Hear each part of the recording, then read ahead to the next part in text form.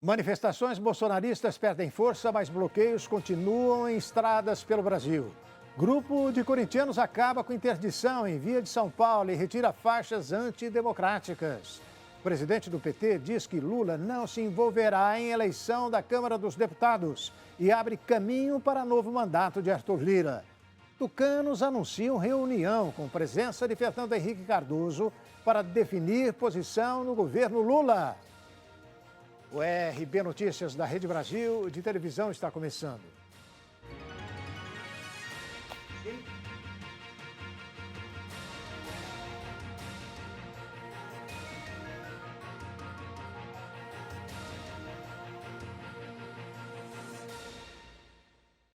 O terceiro dia de manifestações de apoiadores de Jair Bolsonaro começou com menos força.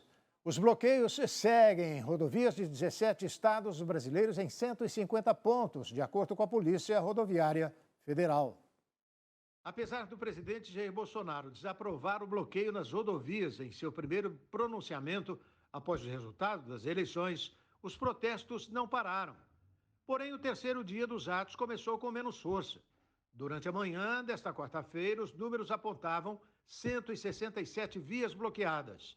Na terça-feira, pela manhã, os bloqueios chegaram a 271, no mesmo dia em que os governadores começaram a mandar a Polícia Militar agir para liberar as vias após a decisão do Supremo Tribunal Federal. Durante a noite, em Franca, interior de São Paulo, 4 policiais militares rodoviários prestaram continência para manifestantes que bloqueavam a rodovia Cândido Portinari. A Polícia Militar afirmou por meio de uma nota encaminhada pela Secretaria de Segurança Pública, que logo tomou conhecimento dos fatos e acionou a Corregedoria da instituição para apuração e providência referentes ao caso. E na cidade de São Paulo, corintianos furaram bloqueios de manifestantes na marginal do Tietê. Em um vídeo que rapidamente viralizou nas redes sociais, é possível ver os apoiadores de Bolsonaro obstruindo uma via e saindo apressados com a chegada dos torcedores. Os corintianos carregavam uma bandeira com os dizeres: "Somos pela democracia".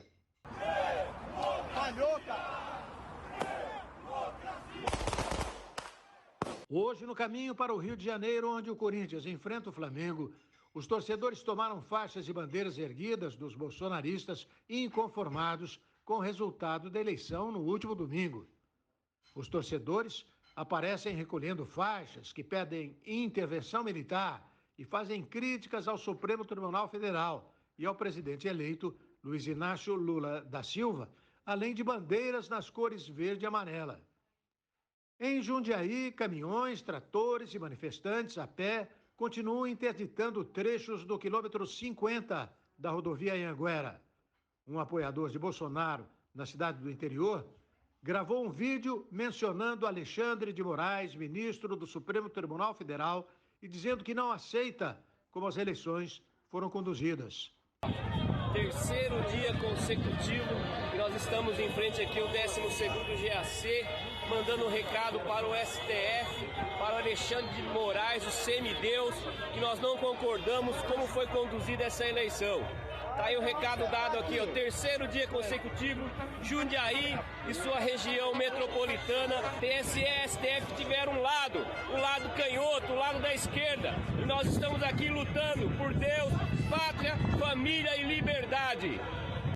O Ministério da Justiça e Segurança Pública informou que 912 motoristas foram multados entre esta segunda e terça-feira por bloquearem rodovias federais em todo o país. Como acompanhamos ontem no RB Notícias, Jair Bolsonaro se pronunciou finalmente depois de ser derrotado por Lula nas eleições. Foram longas 44 horas em silêncio. O comentarista Ney Gonçalves Dias analisa o discurso do atual presidente. Ney.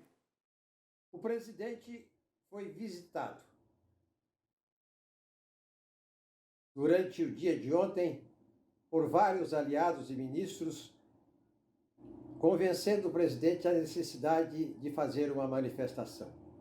O presidente resolveu fazer e convidou vários ministros para o Palácio da Alvorada, não do Planalto, da Alvorada.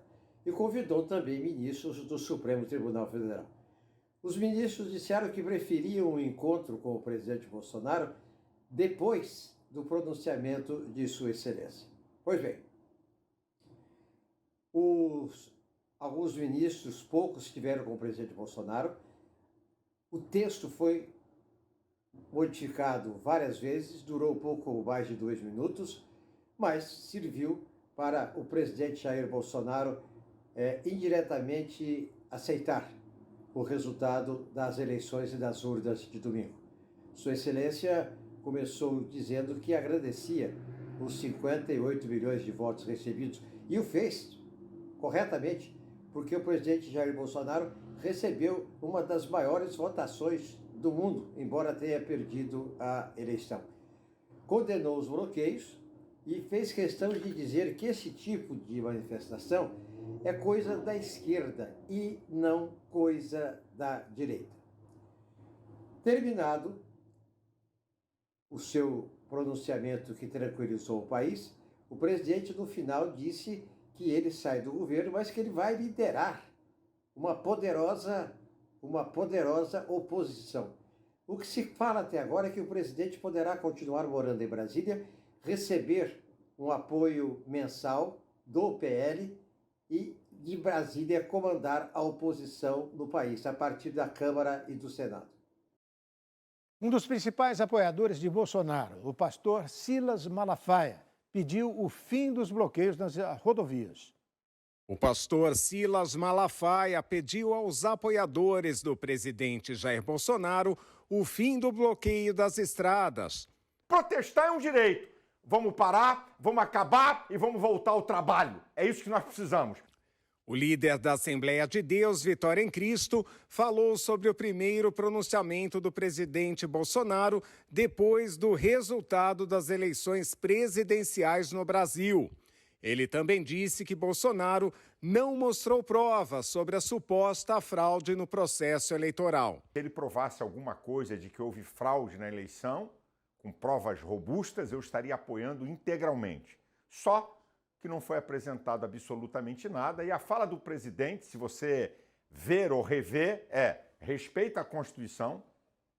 2, não concorda com depredação ou impedimento de ir e vir. Isso é coisa da esquerda e é verdade. Malafaia também criticou o presidente eleito Luiz Inácio Lula da Silva no vídeo. Eu tenho vergonha de saber que o presidente do meu país é alguém condenado em todas as instâncias por unanimidade e que ficou livre pela canetada de um cabo eleitoral que foi para o STF. Eu tenho vergonha de saber que as gerações futuras estão aprendendo que o crime compensa. Esse senhor aí se desdobrou na tentativa de reeleger o presidente Jair Bolsonaro, né?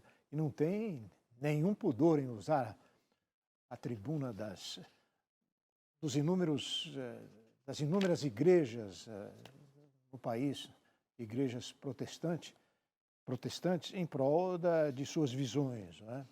Mas está aí a sua manifestação.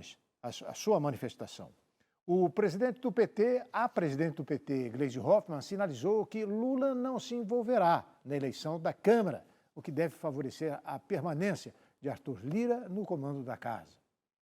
A presidente do PT, Gleisi Hoffmann, disse a aliados que Lula não se envolverá na eleição para presidente da Câmara. Ela participou de reunião virtual na terça-feira com líderes de partidos da coligação que apoiou o candidato petista. Se Lula não intervir, a reeleição de Arthur Lira, do PP de Alagoas, para presidente da Câmara fica mais provável. Em 2015, o governo federal apoiou Arlindo Chinaglia, do PT, contra Eduardo Cunha, do MDB na época, hoje no PTB. Cunha ganhou e liderou o impeachment de Dilma Rousseff em 2016. Na reunião de ontem, Gleisi havia pedido indicação dos partidos aliados para o grupo de transição do governo. O trabalho em Brasília deve começar nesta quinta-feira, no Centro Cultural Banco do Brasil. Eu conversei ontem com o chefe da Casa Civil, o senador Ciro Nogueira. Ele me falou que está à disposição, que foi uma determinação do presidente de se instalar o processo de de transição, que eu poderia passar a ele os nomes, né, para eles fazerem as nomeações. Tem uma lei que rege isso, vocês sabem, né, que rege o processo de transição, que o Centro Cultural do Banco do Brasil está à disposição também. Então, nós queremos já, a partir de quinta-feira, estarmos lá, começando a montar a equipe. Lula planeja uma viagem para Brasília, possivelmente na próxima semana. Na capital, visitaria Lira, além do presidente do Senado, Rodrigo Pacheco. E a seguir, enfraquecidos após o resultado das urnas, tucanos convocam reunião para definir posição do partido do governo Lula. O RB Notícias volta daqui a pouquinho.